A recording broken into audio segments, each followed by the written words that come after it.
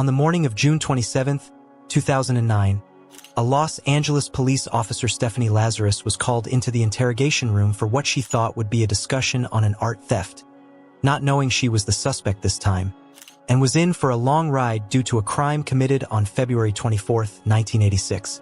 This is the story of Special Detective Stephanie Lazarus, a dirty LAPD cop who murdered her ex-boyfriend's wife, Sherri Rasmussen, and with help of other cops hid the evidence, making the case grow cold until 2012, when the department decided to revisit cold cases. Welcome back to Crime Rhapsody channel, where we carry out in-depth research to bring you stories of crimes from all over the world. Hello everyone and welcome. Today, we're diving into the intriguing world of Van Nuys. In 1978, John Ruetten was 18 years old and a freshman at the University of California, Los Angeles. John was very handsome, talkative, and charming. He was a fitness fanatic who had a great body, and people have remarked how he looked like a male model. John had many girls chasing after him and trying to get his attention. The college party scene was a natural fit for the popular and good-looking teen. It was at one of these parties in 1978 that John, a mechanical engineering major from San Diego, first crossed paths with Stephanie Lazarus, a political science major from Simi Valley, California. The two remained in contact after that night. They later scheduled another meeting and got talking, only to discover that they had a lot in common. Just like John, Stephanie was also a workout freak and were both dedicated to physical fitness. It was clear to everyone from the beginning that John had no intentions of making Stephanie his girlfriend. But Stephanie did not get the memo on time, and instead grew more fond of John to the point of obsession. Stephanie obviously hoped it would turn into something more, but John never saw her that way. This didn't stop Stephanie, though. She would often steal John's clothes whilst he showered and would also take photographs of him naked while he was asleep. After college, John accepted a job with a now-defunct hard drive manufacturer, Micropolis, while Stephanie applied to the city's police academy and became a uniformed officer with the Los Angeles Police Department in 1983. The friendship with benefits continued. By 1984, John had admitted that they had been intimate up to 30 times. It seemed that this arrangement suited them both, though. Stephanie was obviously not ready to let John go and was just happy to remain in his life, and John was taking full advantage of Stephanie's obsession with him. But he still, after all this time, had no serious feelings for Stephanie. In the summer of 1984, John met Sherri Rasmussen. Sherri was just 2 years older than John at 27 years old.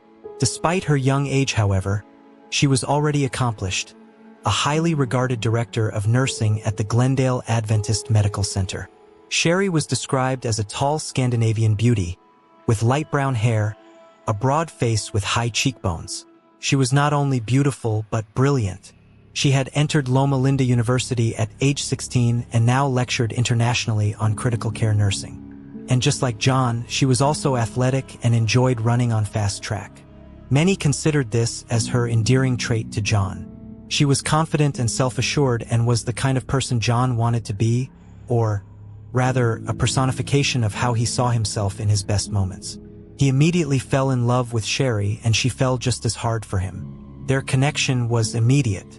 It was as though everything in their lives fell away when they met each other, including old relationships. John proposed not long after, and from this day on, John, now in a happy and committed relationship, no longer wanted anything to do with Stephanie, and she did not take this well. It was documented in her personal journal on June 4, 1985, that on finding out that John was getting married, she was very sad and that her concentration was a -10. She even called him over and begged him not to marry Sherri, revealing that she loved him. When John said he had to leave, she asked if they could have sex one more time, which he agreed to as a way to give her closure, according to him. Within weeks, Stephanie wrote that she really didn't feel like working and was too stressed out about John, and had asked for time off work, according to the journal. Stephanie was desperate to keep John from marrying Sherri, and one night turned up at Sherri's office and revealed to her that she and John had sex 2 nights previously. She also told Sherri, "If I can't have John, no one else will." Sherri was frightened of Stephanie but forgave John, and they married in November 1985. On another occasion, she entered the couple's condominium, claiming she was waiting for John and using her authority as a police officer to gain access. In reality, Stephanie was stalking Sherri out of jealousy. John suggested ignoring Stephanie, hoping she would go away and thinking she would get over him and move on. Unfortunately, Stephanie believed she was in a love triangle, but it was a fantasy. The following February, after their wedding and several visits to both parents, they decided to finally settle into the rhythm of married life.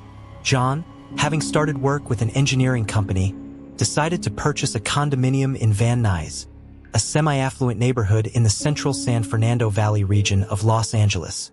On the Monday morning of February 24, 1986, John had just left for work and Sherri was still in bed. They had earlier gone to a movie the previous night and arrived home very late. On the morning of that fateful day, Rasmussen was scheduled to give a motivational speech at work but didn't feel like going, and instead told John that she was going to call in sick, using a back injury she got while performing aerobics some days before as an excuse. He encouraged her to go to the office nonetheless.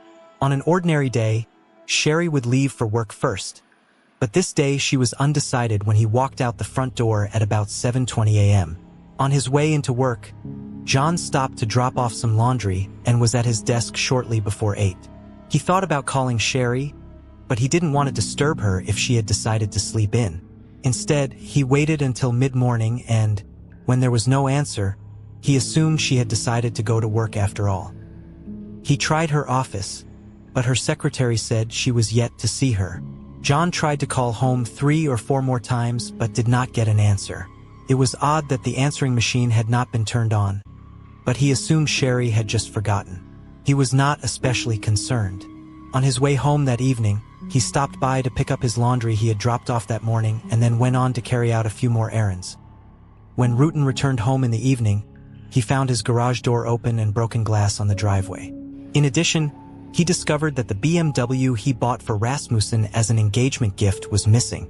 At first he thought that the glasses must be from one of the car windows, and that she must have run into something while driving out. He lifted the plastic bag containing his clothes from the laundry service out of the car and headed up the garage stairs to the living room. It wasn't until he saw the inner door to their living room open that he began to panic. There on the living room floor lay Sherri's dead body. Her face was swollen, battered, and covered with blood. She was barefoot, still in her red bathrobe. She was shot 3 times. There were signs of a struggle, such as a broken porcelain vase, a bloody handprint next to the burglar alarm's panic button, and a toppled credenza.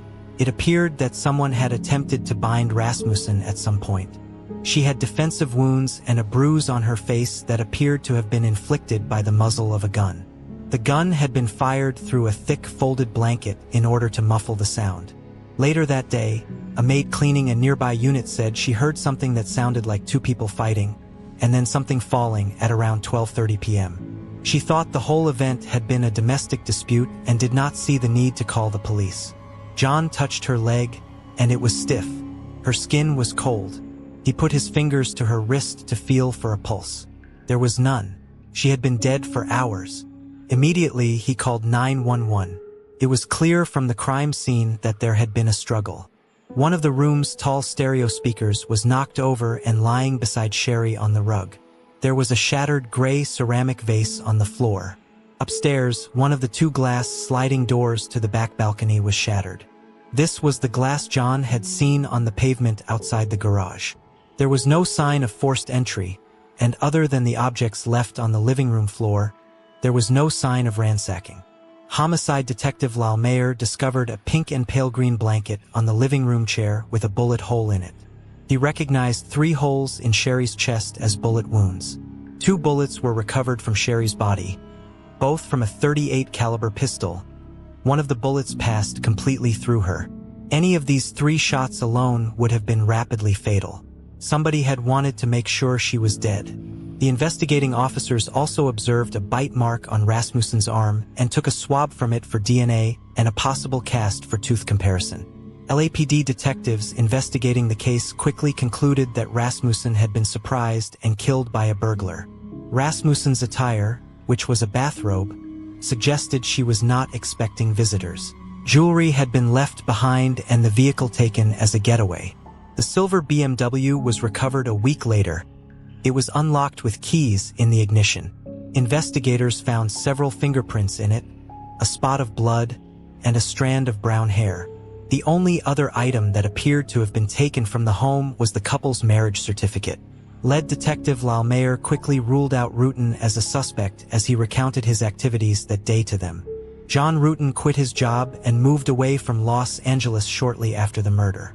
Nuys Rasmussen and his wife, Loretta, told Mayer about Lazarus's harassment and saw that he made a note of it. The police remained focused on the possibility of burglary, especially in light of one reported later in the same area, in which one of the two reported suspects had been carrying a gun, possibly a .38 caliber pistol like the one that had fired the 3 bullets into Rasmussen. Research and neighborhood interviews revealed that 2 Latin men had been breaking into houses in the area, and that in one case they had assaulted a woman. They later found the bite mark unusual, as bites during struggles were commonly inflicted by women, while the majority of burglars are men. However, because men have bitten opponents during fights as well in the past, the burglary theory stood.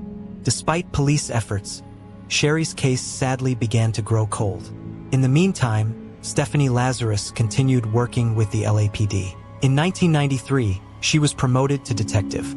At work, she became an instructor at the police academy. Rutan eventually remarried as well. He did not pressure the police as his former father-in-law had.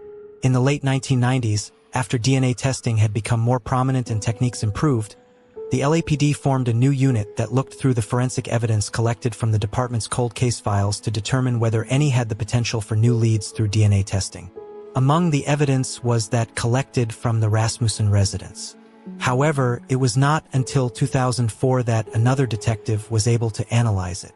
To her shocking surprise, some of the evidence from the Rasmussen case, including that which contained the suspect's DNA, was missing. Another officer had removed it in 1993. Later, she discovered that the saliva taken from the crime scene years ago had come from a female, which immediately undermined the initial detective's burglary theory. Jennifer Francis asked the detective supervising her if this woman had been investigated, only for her to find out that the woman in question was still in the service of the LAPD and was no other than Stephanie Lazarus. Her supervisor insisted that the case was simply a burglary, as the department had long concluded that no other detective would pursue the case, and the evidence went back into the files. It was not until 2009, when there was a decline in crime rates in the Los Angeles area, that the department decided to once again look into cold case files as officers had less work to do. Once more, 2 other detectives bumped into the Sherri Rasmussen file. Because the DNA test pointed to a female suspect, they decided the burglary theory was invalid, and they would have to start from the beginning. The new detectives assigned to the case looked at it as a murder, with the burglary staged to throw the police off the trail. Like a lot of the facts were not adding up. Some of the abnormalities in the burglary theory was that Rasmussen's jewelry box was in plain view on top of her dresser and had not been touched. The condo was in the middle of a gated complex, surrounded by other units from which burglars could have easily been seen. The front door had an alarm warning and had not been forced open, as it might have been if the burglars had not expected anyone to be at home. From this and other irregularities in the earlier burglary theory, the detectives developed a list of 5 female suspects. By then, Lazarus had been promoted to a higher rank of detective and was working art theft cases as part of the Commercial Crimes Division. As one of the 2 detectives in the nation's only full-time unit devoted to that specialty, Lazarus had gained some local media attention when she and her partner had recovered a statue stolen from Carthay Circle. According to local newspapers, she stated that in order to understand her new role in the art theft unit, she had begun taking art classes off the job. Lazarus was also active in the Los Angeles Women Police Officers Association and organized childcare for families of officers. They also read in the files that she and Rutan had ended any relationship they had had over the summer before the murder. This made her appear without blemish, making it even more difficult to suspect her. The other suspect, a former co-worker of Rasmussen who had some disputes with her, was eliminated by a covertly collected DNA sample. With only Lazarus left, they kept their investigation a closely guarded secret. If she was the killer, she could have improved her defense. If she wasn't, then they could have unintentionally smeared a fellow officer who had an unblemished service record over the course of her career. There was not even a single record of disciplinary investigations or civilian complaints against her. Going forward in the covert investigation, they referred to Lazarus by the code number 5 for anonymity's sake, and also in order to build a strong case as to why they needed to look into the personal records of one of Los Angeles Police Department's finest cops. The detectives began looking into other aspects of Lazarus's life during the mid-1980s. Another detective recalled that, at that time, most LAPD officers had preferred a .38 caliber pistol as their backup or off-duty carry gun, which was the gun used in the murder. State and departmental records showed that Lazarus had owned a Smith & Wesson Model 49, which was also a .38 caliber at the time. 13 days after the murder, she reported it stolen to Santa Monica police. Since the location where Lazarus had reported it stolen from was near a popular pier, they assumed she had thrown the gun into the Pacific Ocean. Without the weapon, DNA would be the only definite way to connect the crime to Lazarus. Realizing that Lazarus was now their prime suspect, the detectives informed their superiors and arranged to discreetly collect a voluntarily discarded DNA sample from her, knowing they could do so without having to get a warrant. While off-duty, Lazarus discarded a coffee cup from which she had been drinking, which other police retrieved. A sample taken from it matched the DNA from the bite mark on Sherri Rasmussen's arm. On the morning of June 27, 2009, after Lazarus had checked in her gun in the station's locker, she was called to the interrogation room. They explained that this was really about some loose ends they were trying to tie up in the Rasmussen case, since her name had come up in the investigation. They claimed they wanted a private setting because, while Rutan was an old boyfriend, Lazarus had long been married to someone else and they did not want her private life to become the subject of office gossip. After the back and forth and some series of denials by her, she was finally placed under arrest as she walked out of the interrogation room. After her arrest, Lazarus was allowed to retire early from the LAPD. She was held in the Los Angeles County Jail. A bail hearing was not held for almost 6 months. Judge Robert J. surprised both sides when he set the amount at $10 million in cash. During the trials, the case attracted considerable media attention, as people were concerned to find out why the killer of Sherri Rasmussen took this long to be arrested, and the police cover-up in the department that stopped other detectives from working on the cold case files. The trial began in early 2012. John Rutan testified, becoming emotional and weeping several times, because at some point after his wife's murder by Lazarus, they hooked up again, not knowing that this time he was sleeping with the very woman that murdered his wife. In March 2012, after several days of deliberations, the jury convicted Stephanie Lazarus, who was then 52 years, of first-degree murder. Later that month, she was sentenced to 27 years to life in prison. She is serving her sentence at the California Institution for Women in Corona. Lazarus' initial suitability parole hearing took place on November 16, 2023. She was recommended for parole. On April 4, 2024, Governor Gavin Newsom asked the full parole board to review the parole grant for Lazarus. On May 20, 2024, the full parole board ordered another hearing.